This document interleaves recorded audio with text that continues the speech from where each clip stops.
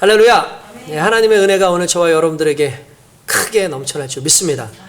주의 믿음 안에 거하는 백성들에게 주시는 하나님의 말씀은 결국 믿는 이들로 하여금 하나님의 자녀로 살아가는 방법을 가르쳐주고 있죠. 그 안에서 저와 여러분들이 오늘의 이 말씀을 통해서 세상의 빛으로 소금으로 계속해서 살아가는 귀한 힘을 얻으시길 주님의 이름으로 축원드립니다. 1988년도에 이제 강남에 삼성역이죠. 삼성역에 거대한 타운 하나가 들어왔어요. 그게 뭔지 아십니까? 코엑스라고 하는 곳입니다.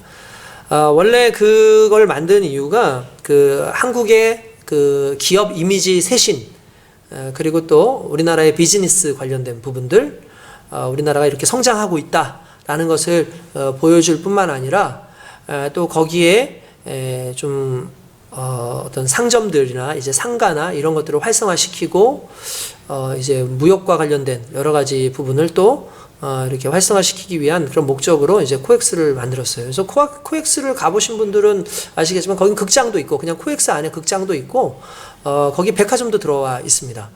이게 평수가 몇 평이냐면은 36,000평이에요. 그러니까 코엑스 자체가 36,000평이니까 이게 어마어마한 거죠. 그러니까 여러분들 그 초기에만 해도 어떤 이야기들을 했냐면 이게 워낙 넓다 보니까 사람들이 거기서 길을 잃어버리는 거야. 길을 잃어버리는 거야. 그래서 이제 사람들끼리 하는 얘기가 들어가면서 야 우리 살아서 만나자 뭐 이런 얘기도 하고 야 우리 저기 헤매지 말고 꼭 저기 나와서 우리 얼굴 보자 이렇게 농담 삼아서 이야기를 할 정도로 어마어마하게 넓었어요. 게다가 이 코엑스 그 건물이 워낙 문화시설도 많은 데다가 다양한 그런 것들도 있는데 초기에만 해도 대부분 건물들 그 벽면들이 다 하얀색으로 이렇게 흰색 벽으로 다 칠을 해놓은 거예요. 그러니까 사람들이 들어가면은 시선 둘 곳이 없는 거예요. 어디를 봐야 될지도 모르겠고 어디를 가지 못하고 어느 중간 정도 가면은 이리로 가야 될지 저리로 가야 될지 입구는 어딘지 도저히 못 찾고 내가 정말 가고자 했던 그 상점도 찾지를 못하는 경우가 많이 이렇게 생겨나게 된 겁니다. 그러니까 문제가 뭐냐면 이 사람들이 결국 그 잊어버리는 거 이런 부담스러움 때문에 가지를 않는 거예요. 잘 가지를 않게 되는 거예요. 가지를 않게 되니까 어떤 상황이 생기겠습니까? 상점들이 문을 닫아야 되거나 상가들이 이제 매출이 이제 계속해서 이제 떨어지는 거죠. 그러니까 야 이걸 어떻게 하면 좋나 라고 고민하던 중에 결국 우리가 잘 아는 그 스타필드라고 하는 곳에서 거기를 이제 인수를 해서 운영을 하게 됩니다. 그 운영을 해서 지금 코엑스몰, 스타필드 그 코엑스몰이라고 하는 걸 이렇게 운영을 하는데 일단 이러한 모든 문제에 대해서 어떻게 대안을 냈냐면 일단은 모든 벽면에다가 아주 알록달록한 광고지들 다 붙였어요. 그러니까 사람들이 지나가면서 광고를 보게 되잖아요. 벽면을 보는 거하고 흰색 벽면을 보고 광고를 보는 거하고 시각적으로 다르거든요. 그러니까 일단 시각적으로 보면서 이렇게 확 튀어지기는 했지만 그런 광고를 보면서 사람들의 시선이 분산되니까 그런 게 일단은 편하고 또 가장 중요한 것이 하나 있었는데 그게 뭐냐면 그 가운데에 별마당이라고 하는 큰 도서관을 세웠어요. 별마당. 그게 그 코엑스 타운의 랜드마크인 거예요. 여러분 랜드마크가 뭔지 아십니까? 랜드마크라는 게 뭐냐면 어떤 한 그 지역의 한 땅이나 뭐 나라의 도시에 이 도시에서 이정표가 될 수 있는 그리고 이정표의 상징이 될 수 있을 뿐만 아니라 사람들이 그것을 통해서 방향이나 이런 것들을 정할 수 있는, 알 수 있는, 그리고 자기가 어디에 있는지를 알 수 있는 그런 건물이라든지 어떤 조형물들을 보고 일반적으로 랜드마크, 그러니까 랜드마크라고 일반적으로 그렇게 불려요. 그러니까 이 별마당이 생기고 나서 좋은 게 뭐냐면 별마당이 랜드마크가 된 거예요. 코엑스에. 그러니까 코엑스의 랜드마크가 되다 보니까 사람들이 야 우리 잃어버리면 별마당 가서 만나자. 야 우리 만약에 헤어지게 되면 별마당 가서 만나자. 별마당에서 우측으로 오면 어디야? 별마당에서 좌측으로 오면 어디야? 별마당을 지나서 얼마만 더 가면 어디야? 그러니까 별마당이라고 하는 게 말 그대로 이 코엑스 넓은 그곳에 이 랜드마크가 돼서 사람들이 그걸 중심으로 해서 모이기도 하고 흩어지기도 하고 매출도 그전보다 몇 배 이상 올랐다라는 사실입니다. 이렇게 되다 보니까 이제 그 별마당 하나 있는 거 좀 약간 어떤 구성 하나만 바꾼 것만으로도 이렇게 놀라운 매출이 생기는 걸 보면서 야 여기에도 참 과학적 원리가 참 들어있구나, 사람들의 심리적 원리가 들어있구나 라는 그런 또 건축적인 어떤 원리가 들어있구나 라는 생각을 해봅니다. 저는 그런데 여기에서 한 단계 좀 더 나아가서 이걸 신앙적으로 생각하는데 신앙의 랜드마크가 있었으면 좋겠다라는 생각을 해봤어요. 우리 믿음의 랜드마크가 필요하다라는 생각을 해봅니다. 여러분, 믿음의 랜드마크라는 게 뭐겠습니까? 결국 온 땅을, 이 세상을 살아가면서 우리는 모르는 삶을 살아가는 거잖아요. 정말 어떻게 보면은 넓고 아주 그냥 계획되지 않은 그 인생을 살아가면서 내가 도대체 어디 있는지도 모르겠고 어느 방향으로 가야 될지도 모르는 그때에 나의 신앙의 또는 나의 삶의 랜드마크처럼 그렇게 등장하고 있는 그러한 것이 있다면 중요한 건 그것을 통해서 우리의 신앙을 정립하기도 하고 우리의 인생을 정립할 수 있지 않겠나라는 그러한 생각을 한번 해보게 됩니다. 성경에도 그러한 랜드마크로서의 역할을 하고 있는 것들이 몇 가지가 나오는데 오늘 저는 본문 속에서 나오는 성경에 나오는 랜드마크 중에 하나를 뭘로 쳤냐면 바로 베델이라는 곳으로 저는 랜드마크를 설정을 했어요. 베델이라는 곳이 어떤 곳입니까? 여러분, 뜻 자체가 하나님의 집이라는 뜻이에요. 베델은 성경에 몇 번 등장을 합니다. 그리고 이 등장하는 이 가운데 이 베델이라는 지명 자체가 스토리가 있죠. 말 그대로 그 이야기가 있고 그 이야기와 관련되어진 대부분의 주인공은 결국 하나님이에요. 그러니까 베델은 하나님을 만나는 곳이었어요. 또한 하나님의 역사가 일어났던 것이고 그곳에서 하나님의 약속을 받는 곳이었고 베델이라는 곳을 통해서 하나님께서는 인도하시고 또한 지키시는 그 보호의 역할까지도 이 베델을 통해서 주셨다라는 사실이죠. 베델에 대해서는 첫 번째로 등장했던 것은 여러분들도 아시겠지만 지난주에 우리가 설교로 들었던 바로 아브라함 사건 때입니다.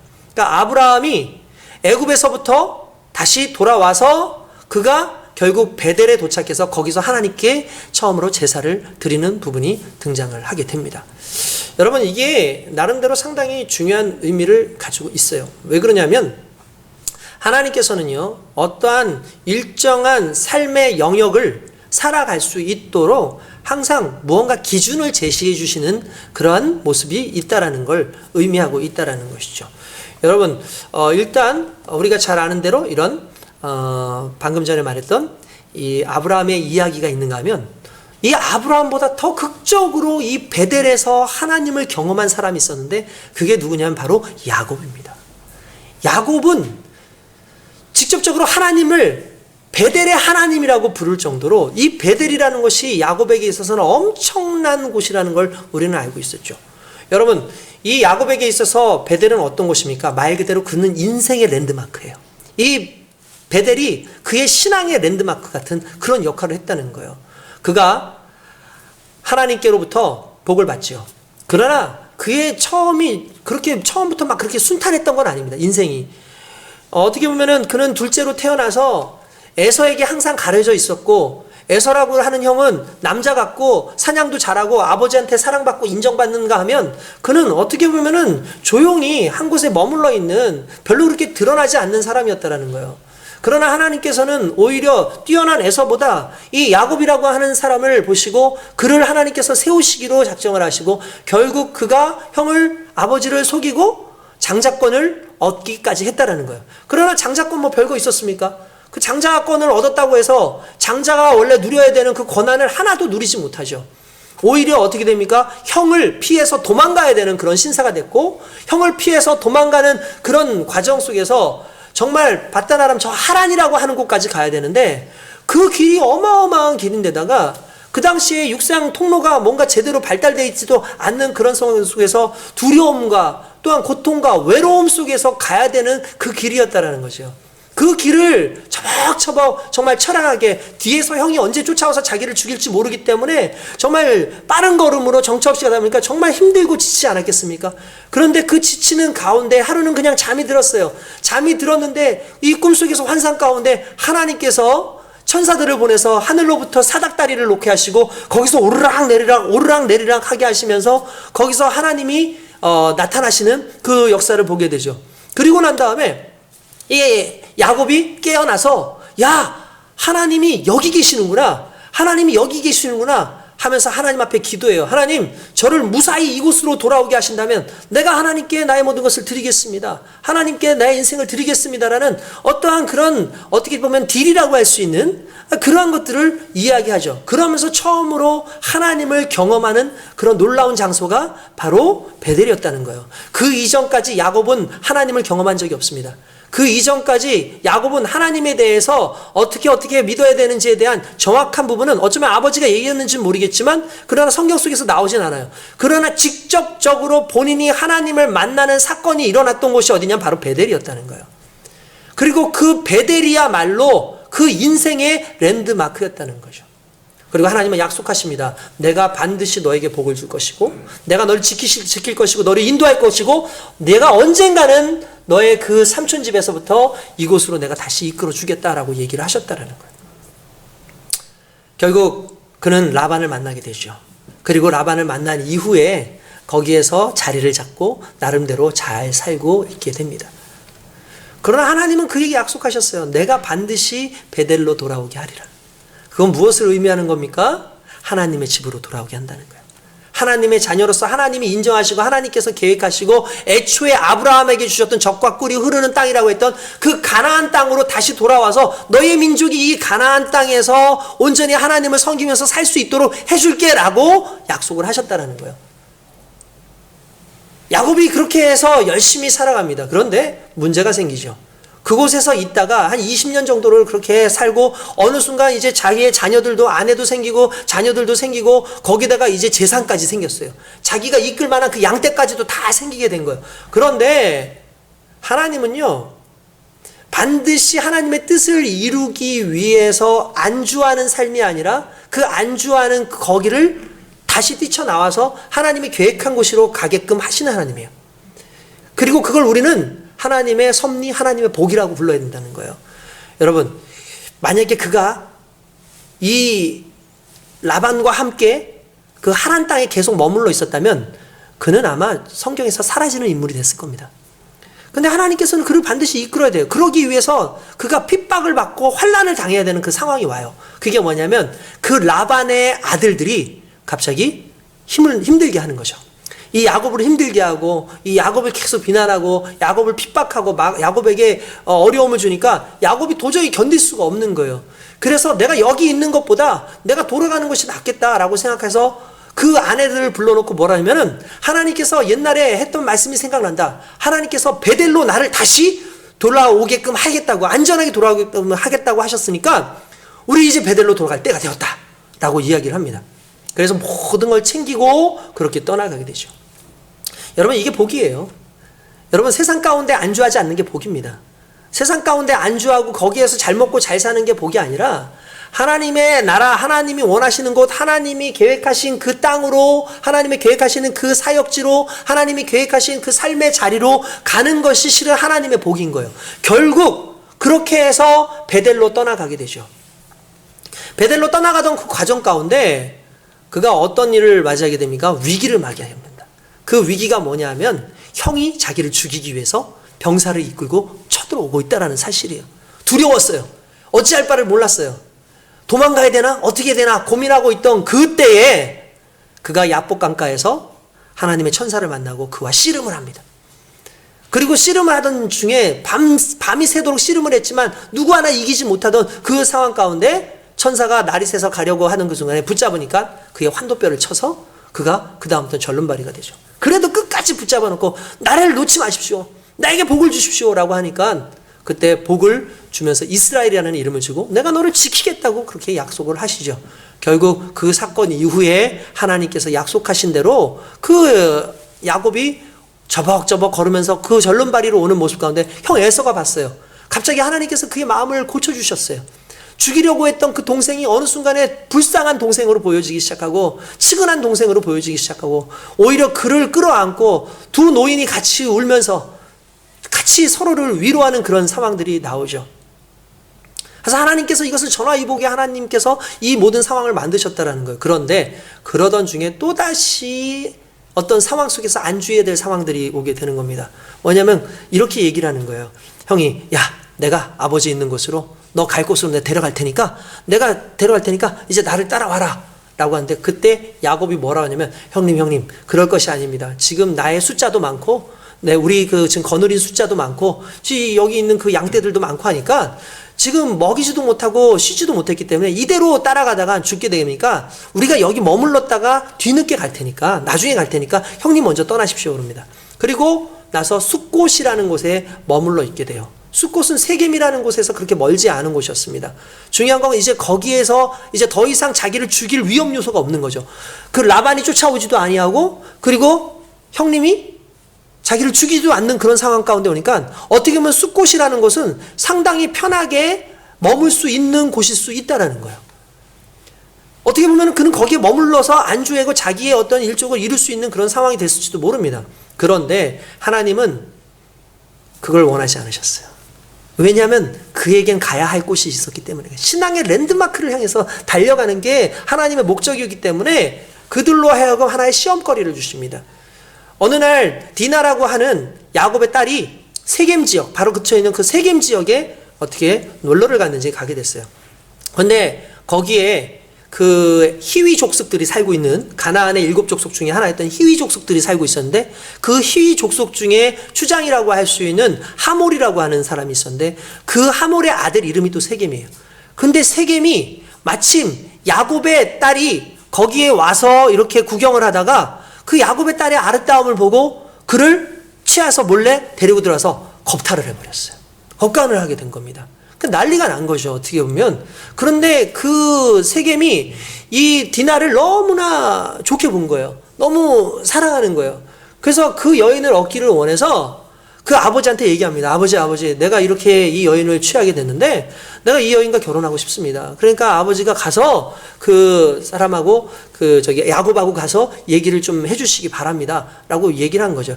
원래 이 당시에 지금 우리로서는 도저히 이해가 안 되는 그런 부분이긴 한데 당시에는 내가 결혼하고 싶은 여자가 있으면 이런 행동들이 허락이 됐어요. 내가 겁탈을 하고 난 다음에 가서 물러주는 거예요. 그러니까 비용을 주는 거예요. 간단하면서 내가 이 여자를 데려오기를 원한다. 이제 이 여자 뭐 딴 데 시집갈 수도 없고 내가 데리고 가기를 원하니까 내가 이렇게 하기를 원한다 해서 데려가는 게 하나의 당시의 어떤 결혼 풍습 중에 하나였어요. 그리고 난 다음에 이제 그 결혼하는 어떤 물품을 주고 이렇게 데려오는 경우가 많이 있었다는 거죠. 근데 야곱이 그 하몰이 와가지고 그런 얘기를 하니까 당황스럽잖아요. 그런데다가 마침 그때에 자기 아들들이 근처에 있지 않았었어요. 양을 치러 이곳저곳으로 가 있는 상황이었기 때문에 야곱도 얼어있는 상황에 조금 있다가 보니까 자기의 아들들이 온 겁니다. 그러니까 아들들이 막 분노했어요. 어찌 이럴 수가 있느냐. 특별히 여러분들도 아시겠지만 이 이스라엘의 바로 야곱의 이 자손들은 어떤 자손들이었어요? 바로 하나님께서 선택해 주신 자손이죠. 그래서 이방 족속들하고 결혼하지 않았어요. 가나안 땅에 머물러 있었던 히위 족속은 가나안족이에요. 흔히 말하는 함족 계열인 거예요. 셈족이 아닌 거예요. 그러니까 아브라함의 계열 속에 있지 않기 때문에 그들과 결혼할 수가 없는데 그들이 결혼하자고 하니까 이건 상당히 참 어려운 상황이 되는 거죠. 그래서 그가 상당히 부담스러운 상황 속에서 자녀들이 막 분노하는 거예요. 그러니까 근데 야곱은 거기서 전쟁을 하고 싶지 않았어요. 지금 잘 있으니까 이 지역에서 잘 머물고 있으니까 그냥 여기 있어야겠다는 생각을 했죠. 그래서 그냥 그렇게 그들의 뜻을 맞춰줄까 하고 있었는데 시므온과 레위가 가서 그런 얘기를 하는 겁니다. 그들에게 뭐라 하면 좋다. 우리가 너희와 함께 어울리겠다. 그러니까 그들도 맨 처음에 뭐라고 얘기했냐면은 서로 같이 결혼하고 서로 같이 일족을 이뤄서 살자 이렇게 얘기를 했거든요. 그러면 좋다. 그렇게 하겠다. 그러나 조건이 하나 있다. 우리는 하나님께 선택받으면서 우리 사람들이 하는 규례가 있는데 그게 뭐냐면 무조건 남자는 할례를 받아야 된다. 그러니까 뭐예요? 포경수술을 해야 된다는 거죠. 너희는 할례를 받지 않았기 때문에 우리가 너희와 함께 있을 수가 없다. 만약에 너희가 정말 그걸 원하고 우리 딸을 데려가기를 원하면 할례를 받으라고 얘기를 합니다. 그 이야기를 하몰과 세겜이 자기의 동족들한테 얘기를 하는 거예요. 지금 이런 상황인데 이게 좋은 기회다. 왜 좋은 기회냐면은 지금 우리가 이렇게 할례를 해가지고 그들을 우리 안으로 데려오면 그들의 딸도 데려올 수 있고 그들의 짐승들도 다 우리 것이 되지 않냐. 뿐만 아니라 우리가 서로 큰 민족을 이룰 수 있기 때문에 이게 정말 좋은 기회다. 그러니까 우리 할례하고 그들을 이렇게 받아들이자라고 얘기를 한 거예요. 그렇게 얘기를 하니까 사람들이 듣기에 괜찮아 보이거든요. 야, 이거 좋다 해가지고 남자들을 다 할례를 시켰는데, 여러분 생각해 보십시오. 그 당시에 뭐 마취제가 있었던 것도 아니고 진통제가 있었던 것도 아니고 무슨 항생제가 있었던 것도 아니고, 그것도 어린애들이면은 그냥 할례를 8개월 만에 8일 만에 할례를 해보니까 뭐 그 어렸을 때 뭐 아픔은 있겠지만 기억은 잘 안 날 거 아니에요. 근데 어른들을 할례를 시켜놨으니 여러분 얼마나 고통스럽겠습니까? 그리고 할례를 한 지 3일째 되는 애, 이때가 고통이 최고조로 올라가는 때인데 시므온과 레위가 칼을 들고 가서 다 도륙을 시켜버렸어요. 그 지역에 있는 그 히윗 사람들, 그 하몰과 세겜의 그 모든 일제를 다 죽여버린 거예요. 그리고 나서 돌아오니까 야곱이 난리가 난 거죠. 야, 니들 어떻게 해서 이렇게 했어? 이제 우리 큰일 났어. 너희 어떻게 하면 좋아? 라고 얘기를 하는 거죠. 근데 여러분, 그게 그럴 수밖에 없는 이유가 뭐냐면, 가나안의 7 족속들은요, 왜 그들이 그 땅을 머물러 있을 수 있냐면 서로 화친조약이 돼 있는 거예요. 그러니까 만약에 외세가 누가 쳐들어와가지고 한 족속이라도 만약에 문제가 생기면 다 같이 힘을 합해서 그 외세를 물리치는 어떤 보복을 하는 그런 게 하나의 문화적인 하나의 전통이었다라는 거죠. 지역의 전통이었던 거죠.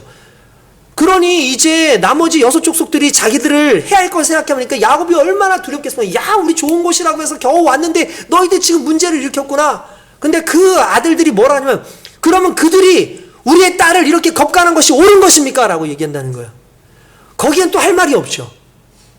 그 상황에서 이러지도 저러지도 못하고 두려워하는 그때에 하나님께서 야곱에게 얘기합니다.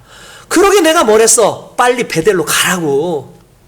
베델로 가라고. 왜 베델로 가야 되는데 엉뚱한 데 머물러 있어가지고 거기에서 온갖 고난 당하고 있고 왜 두려움 가운데 있어? 베델로 가라라고 말씀을 하시는 거예요. 오늘 창세기 35장 그 3절에 보니까 이렇게 나옵니다. 우리가 일어나 베델로 올라가자.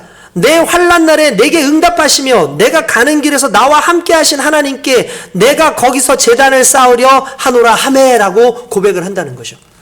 여러분, 이게 상당히 중요한 의미를 가지고 있는 이유가 무엇이겠습니까? 결국 내가 하나님 앞에 정말 내 신앙의 랜드마크인 그 베델로 돌아가는 것이, 하나님을 만나는 것이, 하나님이 주인 되어지는 것이 결국 내가 살 길이라는 걸 인정하는 거예요. 그리고 그들이 다 짐을 싸고 자신의 모든 우상들 가지고 왔던, 모든 사람들이 가지고 왔던 우상이라든지 그런 잘못되어진 금 붙이다니 이런 것들을 다 야곱에게 줘요. 야곱이 상수리 나무 아래 다 묻고 난 다음에 하나님 앞에 정결한 모습으로 이 베델로 가는 모습이 나오는데, 그때 어떻게 하나님께서 지키시면 5절에 보니까 이렇게 합니다. 그들이 떠났으나 하나님이 그 사명 고울들로 크게 두려워하게 하셨으므로 야곱의 아들들을 추격하는 자가 없었더라. 할렐루야. 이게 복이에요. 수많은 사람들이, 이 야곱보다 더 많은 사람들이 야곱을 죽일 수도 있고 야곱의 형제들을 죽일 수 있는데 하나님이 지키시니까 문제가 바뀌어졌어요. 여러분, 이게 놀라운 사건인 거예요. 더 이상 야곱과 싸우는 게 아니라 하나님과 대적하는 거죠. 그러니까 하나님이 지키시는 인생은요, 놀라운 역사가 있어요. 여러분, 결국 어디까지 가게 됩니까? 베델까지 가게 되죠. 베델에 가서 거기에서 하나님을 붙잡고 하나님 앞에 예배를 드립니다. 그리고 나서 이렇게 얘기해. 엘 베델. 그게 무슨 뜻이냐면 베델의 하나님이라는 뜻이에요. 여러분, 베델이라는 곳이 어떤 곳입니까? 네, 하나님의 집이라는 뜻이에요. 하나님의 집이라는 게 무엇을 의미하는 거예요? 하나님의 집은 하나님과 교제하는 곳이고 하나님께 예배드리는 곳이라는 것을 의미하는 거죠. 결국 야곱의 인생의 가장 중요한 목적은 예배의 회복이었다라는 거예요. 예배로 다시 돌아서는 거예요. 하나님을 만나는 거예요. 하나님을 통해서 하나님 안에서 인생이 변화되어지고 하나님 계획하신 그 인생으로 새롭게 인생을 살아가는 게, 그게 야곱에게 주신 하나님의 은혜고 베델의 하나님의 특징이었다는 거예요. 여러분, 특별히 한 가지 알아야 되는 게, 우리가 아브라함 그리고 이삭, 야곱 다 믿음의 선조로 보죠. 그래서 우리는 아브라함의 자손이다, 또 이삭의 자손이다, 야곱의 자손이다 하지만 실제로 이스라엘의 직계는요, 야곱이에요. 왜냐하면 아브라함도 결국 아브라함에게는 이스마엘이라고 하는 다른 아들이 있었고 그 외에 여러 아들들이 있었죠. 그러니까 아브라함은 믿음의 자손만 나온 게 아니라 믿음의 자손 아닌 사람들도 나왔어요. 또한 이삭도 야곱만 낳은 게 아니라 에서도 나왔잖아요. 그러니까 에서 같은 경우도 에돔 족속이 되는 거예요. 그러니까 약속의 자속이 아니죠. 근데 대신에 야곱은, 야곱의 아들 12 아들이 바로 이스라엘의 12지파를 이루게 되고 야곱도 하나님께서 이제는 더 이상 너를 야곱이라 부르지 말아라. 너는 이제부터 이스라엘, 곧 하나님과 겨루어 이겼다라고 얘기하죠. 무슨 말입니까? 하나님과 겨루어 이겼다라는 게 무슨 의미가 있겠어요? 뭐 어떤 의미가 있겠어요? 그건 다른 것이 아니에요. 하나님이 너 편이라는 거예요. 하나님이 너의 편이라는 거예요. 네가 기도하고 네가 예배할 때 내가 너의 말을 들어줄게. 너의 걸 이루어줄게. 왜냐하면 여러분 우리가 그런 거 하잖아요. 아이들하고 엄마하고 막 애가 떼부리고 막 그러면 아유 내가 졌다 아유 내가 졌어 해줄게. 이 의미가 들어있는 거죠. 그게 져서 진 거냐고요. 아니에요. 야곱에게 너 이제 이스라엘이라고 할 때 하나님이 씨름 졌어요? 아니에요. 하나님이 씨름 안 졌어요. 그런데 그가 하나님을 끝까지 붙잡는 거예요. 그 끝까지 붙잡는 그 행위 하나를 놓고 네가 이겼어 라고 얘기를 하는 거예요. 여러분 하나님 앞에 기도하십시오. 하나님을 끝까지 붙잡으십시오. 그게 하나님을 이기는 겁니다. 하나님이 져 주시는 거예요. 이 놀라운 사건이 있어야 되죠. 엘 베델의 사건, 바로 베델의 하나님의 사건도 그와 같은 거죠. 하나님을 붙잡고 하나님을 만나고 하나님 안에서 있음으로 말미암아 하나님, 나는 하나님밖에 없습니다. 나는 이제는 하나님밖에 없어요. 하나님께 예배드리는 거, 하나님 앞에 기도하는 거, 이게 하나님을 붙잡는 거, 이게 결국 내 인생의 가장 완벽한 길입니다. 결국 그게 우리의 삶의 신앙의 랜드마크였다는 거죠. 여러분 저와 여러분들도 마찬가지입니다. 오늘날 우리가 이 땅을 살아가면서 우리에게 있어서 랜드마크는 어떤 것이었을까요? 바로 십자가 사건이에요. 십자가의 사건으로 말미암아 우리는 십자가를 통해서 십자가를 바라보고 십자가 안에서 구원의 놀라운 역사가 일어나는 것이고 십자가로 돌아갈 때의 놀라운 역사가 하나님의 은혜가 그 안에서 나타나게 되는 줄 믿습니다. 그걸 믿고 살아가는 거예요. 그걸 믿고 따라가는 거예요. 여러분 인생 가운데 이런 복이 임하는 것 너무나 중요하지 않습니까? 여러분들 삶 속에서 단순히 어떠한 장소가 아니라도 어떤 사건이 여러분들의 랜드마크이기를 원합니다. 특별히 구약시대 때에는 어떤 것이 이 이스라엘 백성들의 랜드마크처럼 그런 신앙의 랜드마크처럼 그렇게 자리를 잡고 있었냐면 그게 바로 출애굽 사건, 광야의 사건이었어요. 그래서 하나님께서 선지자들을 통해서 이스라엘 백성들이 우상을 섬기고 하나님을 온전히 잘 섬기지 않을 그때 끊임없이 선지자를 통해서 뭐냐면 광야로 돌아가라. 광야 시절 기억해라. 출애굽했던 그 시절 기억해라. 그때는 어떤 사건이 있었냐면 하나님이 아니고서는 아무것도 할 수 없는 시기였어요. 왜? 출애굽을 하는 것도 하나님께서 시키신 것이고 출애굽 이후에 광야도 하나님께서 시키셨는데 광야라는 곳이 농사를 지을 수 있는 것도 아니고 광야라는 곳이 무언가 먹을 것이 풍부한 것도 아니고 고기를 먹을 수 있는 것도 아니고 물을 제대로 마실 수 있는 것도 아니었어요. 근데 광야에서 하나님의 만나가 와야지만 살 수 있고 하나님께서 메추라기를 줘야지만 고기를 먹을 수 있고 반석에서 물을 주셔야지만 살 수 있는 곳이 그곳이 광야인데 하나님은 그 시절이 제일 좋았다는 거예요. 하나님은 그 시절이 너무나 그립다는 거예요. 오직 하나님만 바라보고 하나님 없이는 도저히 살 수 없는 곳, 그것이 출애굽 이후의 광야였거든요. 근데 어느 순간 이스라엘 백성들이 하나님 없이도 살 수 있다고 생각하고 농사 지으면 살면 되지, 이방신들 섬기면 살면 되지, 이것저것 하면 살면 되지. 어느 순간 그들의 인생 가운데 하나님이 없던 거죠. 그러니 하나님께서 끊임없이 다시 출애굽으로 돌아가라. 출애굽을 기억해라. 애굽 시절에 내가 너희를 꺼냈던 걸 그걸 기억하라. 그게 바로 랜드마크인 거예요. 그게 그들에게 있어서는 베델과 같은 역할을 하는 거죠. 신약에 와서는 십자가의 사건, 부활의 사건이 우리에게 랜드마크로서 자리를 잡고 있는 것이고 그 역사가 저와 여러분들에게 있기를 주님의 축원드립니다. 그래서 십자가를 경험해야 되는 거예요. 이 십자가의 경험은요, 관념적으로 경험하는 게 아니라 우리의 삶에서 직접 경험이 돼야 돼요. 여러분, 유럽을 가면은요, 뭐 오늘날에도 우리 교회를 가면은 이게 교회다라는 걸 보여주는 그 조형물이 뭐예요? 십자가 철탑이죠. 십자가 철탑을 딱 보고 나서 이게 교회구나 라고 사람들이 오죠. 근데 유럽 같은 데에도 십자가 철탑이 있고 또 어떤 곳에 가면은 독일 같은 데 가면은 십자가 대신에 올려놓는 게 있어요. 뭔지 아세요? 닭이요, 닭. 닭을 올려가요. 닭을 교회에 올면 닭이 풍향계 역할을 해서 이렇게 바람에 불면 이렇게 해서 풍향도 해주지만 이게 어쨌든 닭을 하는 이유가 내가 새벽을 깨우리로다. 그런 의미를 가지고 닭을 교회에다가 놓기도 해요. 그런데 노르웨이에 가면은 노르웨이의 한 시골 마을에 가면 거기에 다른 게 아니라 양을 걸어 놓은 곳이 있어요. 양을. 그러니까 어린 양을 한 마리 걸어놓은 게 있어요. 그러니까 많은 사람들이 생각하기에 아 이거 어린 양, 그렇지 그리스도 예수 그러면 어린 양이라 그랬으니까 어린 양을 걸어놓는 그런 상황으로 보는 거죠. 그런데 알고 봤더니 그게 아닌 거야. 여러분 옛날에도 그렇지만 최근에도 그렇지만 이 유럽 같은 데는 교회를 높게 짓죠. 지은 다음에 철탑을 높게 세워요. 그리고 십자가를 높게 하거든요. 성처럼 짓는단 말이에요. 그런데 어떤 사람이 이제 그걸 짓는 사람 중에 한 사람이 위에 맨 마지막 십자가를 꼽기 위해서 십자가 수리를 그러니까 세우기 위해서 올라갔는데 그만 거기서 미끄러져 떨어져 버린 거예요. 그 높은 곳에서 떨어졌으니 이건 그대로 죽는 거죠. 떨어지는데 마침 그때 그 당시에 거기에 목자가 양을 끌고 지나가고 있는 중이었어요. 그래서 떨어졌는데 새끼 어린 양 그 위로 떨어져가지고 이 사람이 죽지 않고 살았어요. 그런데 그 양을 직사를 한 거예요. 자기가 살아서 진짜 다행이다. 야 진짜 다행이다. 나 진짜 살았다 해가지고 기뻐하던 찰나에 생각을 해보니까 우리 주님이 그랬다는 거야. 주님이 죽으시고 대신 내가 살았다는 것이.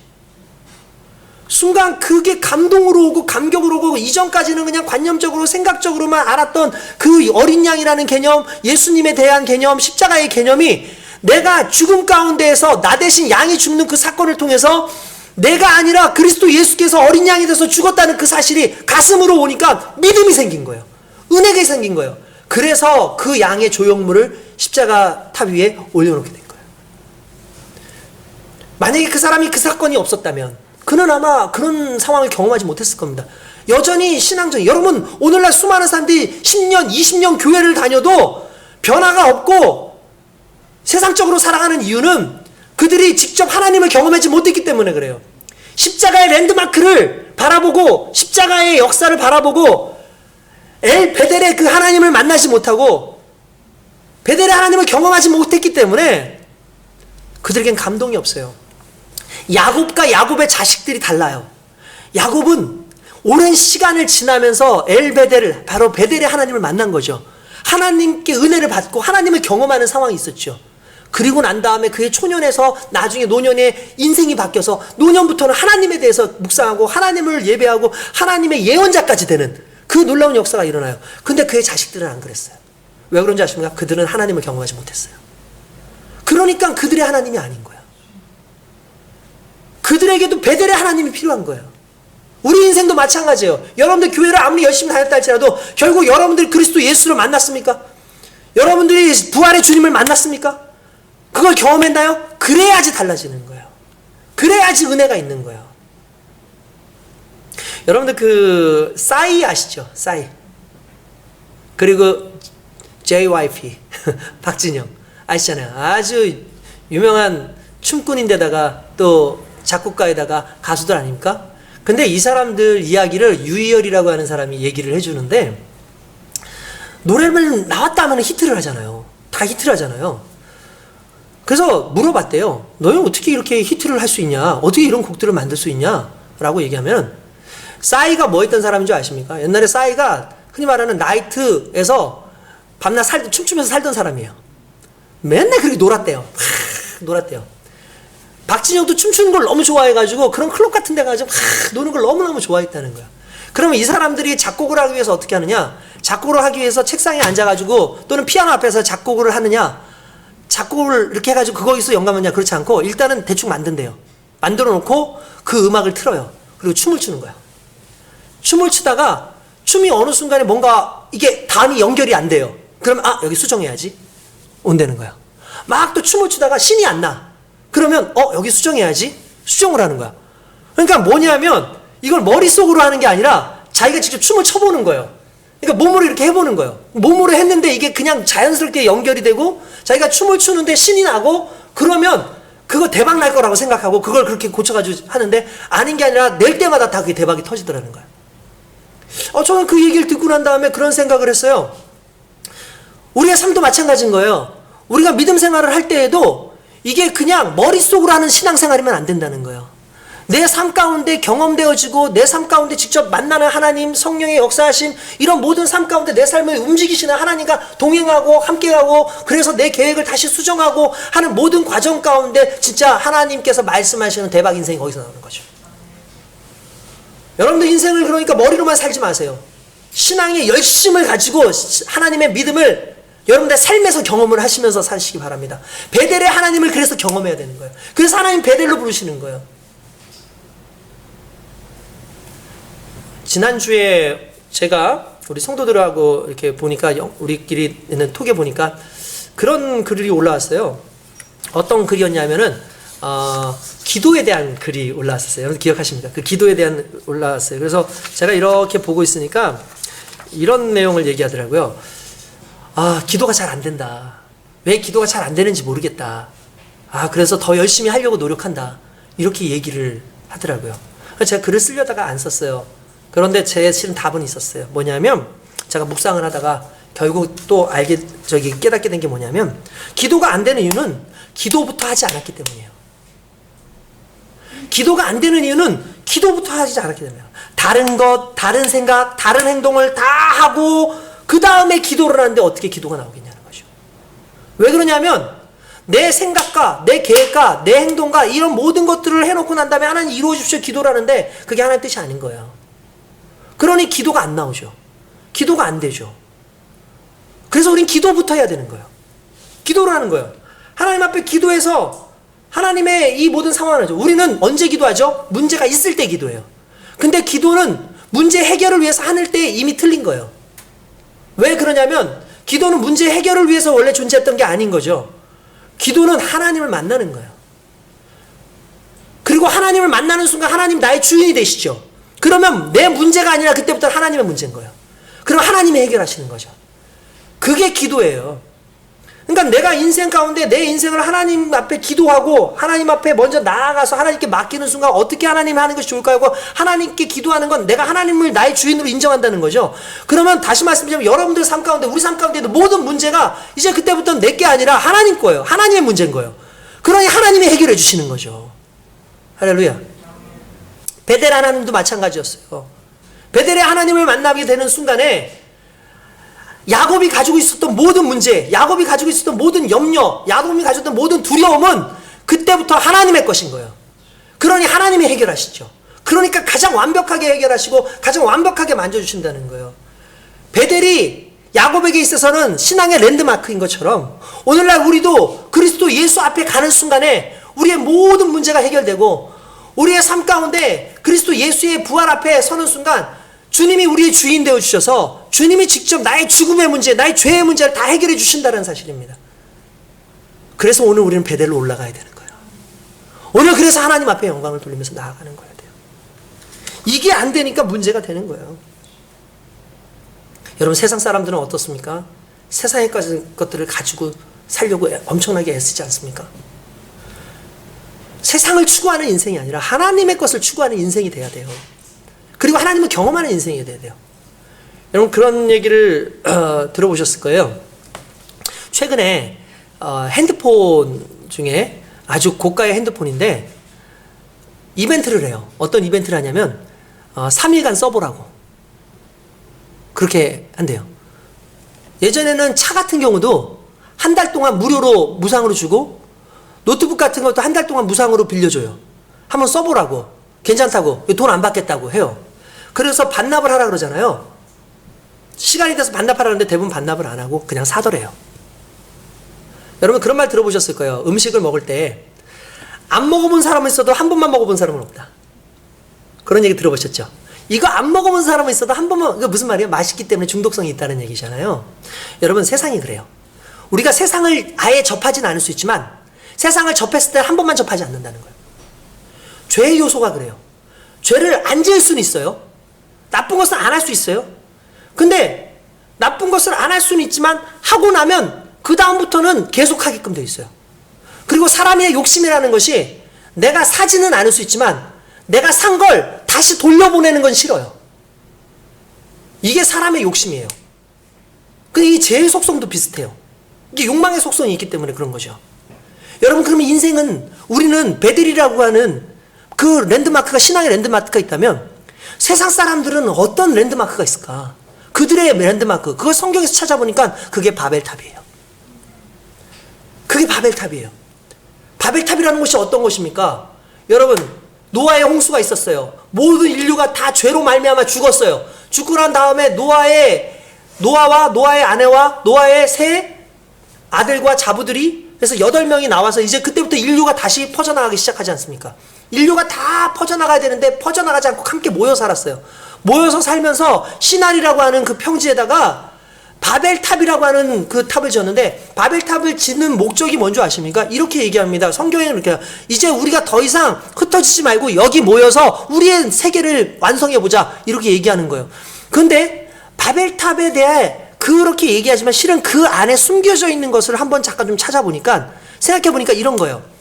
바벨탑을 왜 만들었을까? 왜 바벨탑을 만들었을까? 홍수와 관련이 있어요. 왜 그러냐면 여러분 사람들이 모이고 그리고 이 바벨탑을 만들기 시작했을 때가 니므롯 때였을 가능성이 높은데 그때에 죄가 관영하던 때예요. 다시 죄가 일어나고 교만해서 인간이 하나님인 것처럼 그렇게 보여주던 때라는 거죠. 그러니까 하나님 앞에서 죄를 짓기 시작을 했어요. 근데 여러분 죄가 달콤하잖아요. 한번 사용하면 그게 편하단 말이에요. 죄가 이렇게 하면은 유혹이 상당히 처음에는 두렵지만 시간이 지나다 보면 자연스러워지고 그게 편리해지고 즐거움이 있고 쾌락이 항상 있잖아요. 그러다 보니까 이들이 그렇게 죄를 짓고 있는 모습 속에서 그러면서도 항상 두려움이 있어. 그들이 경험했던 두려움 뭐예요? 홍수. 하나님께서 심판하셨던 그 홍수. 그러니까 이런 거죠. 홍수가 다시 와도 죽지 않을 방법이 뭘까? 바벨탑을 쌓는 거예요. 인간의 교만함과 인간의 죄악의 상징을 의미하고 또 바벨탑을 쌓는 목적 중에 하나가 뭐냐면 여러분 사람의 그 위치가 그 사람의 권력을 상징한대요. 사람의 위치가. 그러니까 여러분 이게 무슨 의미냐면 우리가 그 에너지 보존의 법칙이라는 게 있죠. 에너지 보존의 법칙은 뭐냐면 운동 에너지가 위치 에너지로 바뀌고 위치 에너지가 열 에너지로 바뀌어요. 이런 말 들어보셨죠? 이런 것도 들어보셨어요? 뭐 내용으로 하면 간단하게 얘기를 하면은 일단은 열심히 운동을 시켜가지고 그거를 이제 위로 올려요. 끌어올리면은 이제 위치가 올라가잖아. 그러니까 운동을 시킨 만큼 위치가 올라가겠죠. 그러면은 운동은 사라졌는데 위치는 남겨져 있잖아요. 그죠? 위치가 내려가는 그 순간에 결국 그게 또다시 운동이 되면서 그 운동에 의해서 열이 발생하잖아요. 그러니까 결국은 에너지가 어떻게든지 보존이 된다라는 거예요. 근데 그 중에 운동의 에너지가 위치 에너지를 받으면서 갖게 되는 게 권력이에요. 그래서 대부분 여러분들 아시겠지만 왕들이나 대부분 높은 사람들은 높은 곳에 살아요. 마천루에 살아요. 마천루에. 그런 곳에 사는 거죠. 여러분이 이런 상황을 한번 생각을 해보면 이 바벨탑이 높으면 높을수록 인간의 권력과 인간이 하나님보다 높다. 하나님을 대적할 만하다라고 스스로 생각했다는 거예요. 이건 교만함인 거죠. 이게 인간의 바벨이에요. 오늘날 우리 인생의 바벨 돈, 우리 인생의 바벨 권력, 우리 인생의 바벨과 같은 그런 랜드마크가 뭐냐는 거죠. 세상의 추악한 온갖 것들. 이런 것들이 오늘날 세상을 살아가는 사람들은 그게 랜드마크인 거예요. 그래서 거기에서부터 시작하려고 그러고 거기에서 자기의 정체성을 찾으려고 하지만 하나님께서는 그것에서 너의 정체성을 찾지 말고 베델에서 찾아라. 하나님의 집에서 찾아라. 예배의 장소에서 찾아라. 오늘 우리에게 그렇게 말씀하신다는 거예요. 저와 여러분들이 그런 인생 되기를 원합니다. 저와 여러분들이 그 안에 있기를 원합니다. 그래서 세상의 랜드마크 찾지 마시고 신앙의 랜드마크를 찾아서 살아감으로 하나님의 영광을 나타내는 그러한 거룩한 인생, 그러한 하나님의 힘 있는 인생 되시길 주님의 이름으로 축원드립니다. 할렐루야. 더욱더 기도합시다. 더욱더 열심히 예배드립시다. 하나님의 전이, 하나님의 집이 결국 우리 아닙니까? 내 안에 계시는 하나님, 성령님, 그 안에서 예배가 살아나고 기도가 계속해서 끊임없이 살아나서 하나님과 교제하는 거룩한 인생 되길 주님의 이름으로 축원드립니다. 기도하겠습니다.